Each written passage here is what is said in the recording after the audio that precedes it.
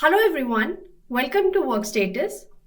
In this video, we are going to share information on the Timesheet module. You can come up to the left side navigation bar and you can click on the timesheet.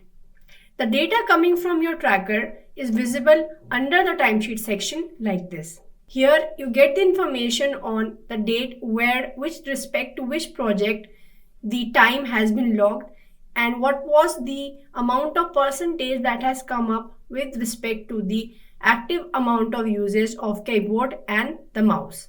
This is the productivity percentage, which is going to tell you the amount of the usage of the app and URL that have been marked as productive for your organization, for a specific member.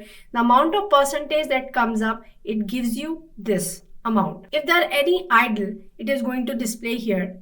Any away time, which can be a break or a meeting, of type of the away time that you have done setting inside your organization, shows here. What was the origin of the time recorded? It gives you a detail here. Then again, it is going to give you the effective time and the total time. The effective time includes the time which is the recorded from the desktop application and the idles. It does not include the break unless and until the break is included from the settings. So if you want to have the break or the away time as included in the effective time, you can do it from the settings. The total hour gives you the time which is the start and the stop time of the desktop or the mobile application. These are the status these are the shortcuts where you can see the screenshots, view the apps, URL or the attendance of a specific person. You can filter out the data from here and you can even select the date with respect to the week, month or date range. You can select the member from here and the list of the data is given here, which you will be able to see as per the selection.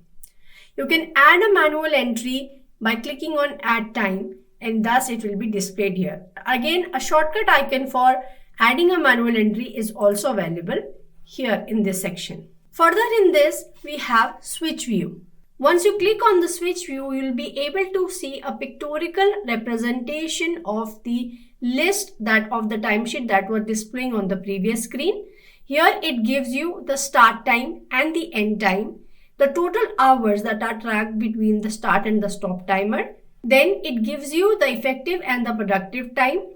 It gives you the productivity, activity, idle and the away time percentage is shown here. This is the amount of the time which is available as per each of the intervals. The graph shows you the activity level fluctuation and here on this widgets it gives you the amount of the time invested on specific modules.